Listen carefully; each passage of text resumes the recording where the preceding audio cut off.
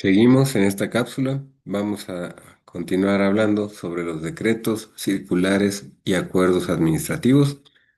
Y por esto podemos decir, en términos generales, que el decreto es una orden emitida por una autoridad dirigida a un gobernado. Y esto quiere decir que es una resolución de un órgano público para un caso concreto. En algunos países, el decreto, además de ser estudiado como una serie de variantes, se considera como una norma jurídica de un rango inferior a la ley. Estimamos que en nuestro caso debe circunscribirse el vocablo para designar las decisiones gubernamentales emitidas para casos particulares, las cuales por su importancia deben ser publicadas y existen tres clases de decretos, que son los administrativos, los legislativos y los judiciales. Por esto, vamos a hablar sobre las diferencias entre ley y decreto. La diferencia más importante que se puede establecer entre ley y decreto radica en los alcances de uno y otro. Pues mientras la primera regula situaciones de forma general y en abstracto, el segundo lo hace en concreto y particularizando, también hay una distinción de jerarquía, ya que el decreto está supeditado tanto a la ley como al reglamento. Y por otro lado, atendiendo a su esencia, podemos afirmar que el decreto es un acto administrativo y la ley lo es legislativo, sin importar qué órgano lo emita. El decreto ha de ajustarse en el fondo y la forma a lo dispuesto por la ley para los actos de derecho público, y un decreto administrativo o judicial no puede derogar o abrogar una ley. Y esta puede modificar algún decreto siempre que no resulte retroactiva en perjuicio del gobernado. Ahora por esto vamos a hablar de los decretos legislativos. Y el artículo 70 constitucional establece que toda resolución del Congreso tendrá el carácter de ley o decreto. Así, para las cuestiones de procedimiento o de tipo administrativo que competen a las cámaras, se utiliza la expresión decreto. Y ejemplos de decreto son la aprobación de un presupuesto ejercido, el uso de una condecoración extranjera, dar a conocer que una ley ha sido aprobada, autorizar la salida al extranjero del jefe de Estado, por ejemplo. Ahora, hay que aclarar que el procedimiento de creación de los decretos legislativos es similar al de las leyes, que como es la iniciativa, la discusión, la aprobación, etc. Igual camino ha de seguirse para su modificación o extinción. Ahora, sobre los decretos judiciales, podemos decir y sabemos que la actividad jurisdiccional se concreta esencialmente en el acto denominado sentencia, pero debe considerarse que para llegar a obtener esta existe ya un proceso y en él una serie de etapas dentro de las cuales se toman decisiones que comúnmente se les llaman decretos. No obstante, los juzgadores utilizan con frecuencia la misma expresión para las etapas y para la resolución. Por esto también corresponde a la sentencia, y lo cual solo se presta para aumentar la confusión terminológica existente en todas las ramas del derecho. Los decretos judiciales son, pues, entonces resoluciones de trámite dentro de un proceso. Sobre los decretos administrativos, podemos decir que los decretos administrativos se expone en el siguiente momento que vamos a decir, en el que establece una diferencia entre los decretos ejecutivos y esos decretos administrativos, porque participan del mismo fundamento constitucional. Entonces, sus principios y características, así como el órgano emisor, son muy parecidos. Y ahora vamos a hablar de los decretos del Ejecutivo. Por eso es que los decretos del Ejecutivo son actos administrativos que por su trascendencia y disposición de la ley deben ser refrendos y publicarse en el diario oficial. Tal es el caso de una expropiación, la orden de crear un ente paraestatal, entre otros ejemplos que podemos mencionar. Y es claro que un decreto ejecutivo o administrativo toma tal denominación por el órgano del que procede y por tratarse de actos materialmente administrativos que revisten cierta formalidad, por cuyo medio el poder ejecutivo realiza parte de la función que le corresponde. Por otro lado, es necesario examinar lo que la doctrina ha denominado decreto ley, y estos son los actos emanados del Ejecutivo y que poseen naturaleza o valor de ley.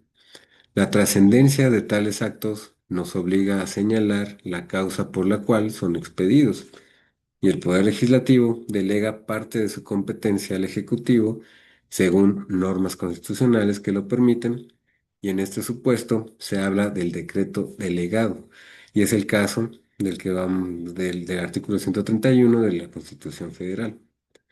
También tenemos que la Constitución faculta directamente al Ejecutivo para legislar en situación de urgencia, gravedad o excepcional.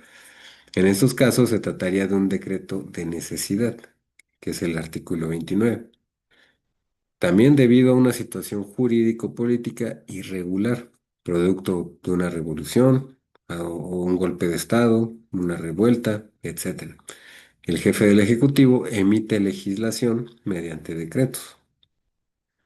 En cualquier posibilidad en que nos ubiquemos, y ya que el decreto ley implica un acto materialmente legislativo, la doctrina ha expresado que el Congreso o Parlamento debe intervenir para ratificar o no la actuación del jefe de gobierno, la cual se lleva a cabo en muchos países, permitiendo así un control sobre estos actos emanados del Ejecutivo. En México, ese control se efectúa de manera previa a propósito de los decretos de necesidad que está contemplado en el artículo 29 constitucional y con posterioridad al ejercicio de las facultades legislativas en el caso de los decretos delegados, que está contemplado en el artículo 131. En el tercer supuesto, los decretos así emitidos serían nulos e inconvalidables.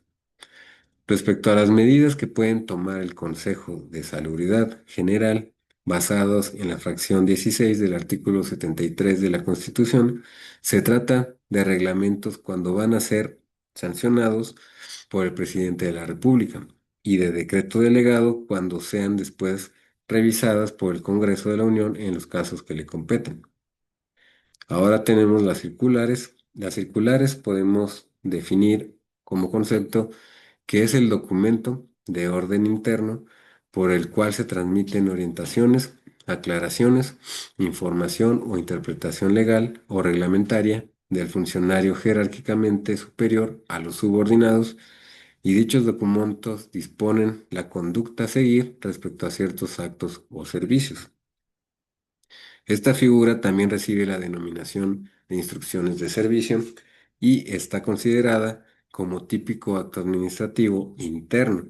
Sin embargo, la administración pública le ha dado el carácter de auténticas decisiones ejecutorias que afectan derechos y obligaciones de los gobernados, y en algunas ocasiones con contenido normativo general, de donde Guido Sanovini manifiesta que bajo el nombre de circulares o instrucciones se aprueban a veces verdaderos reglamentos, lo cual es absoluta y radicalmente ilegal.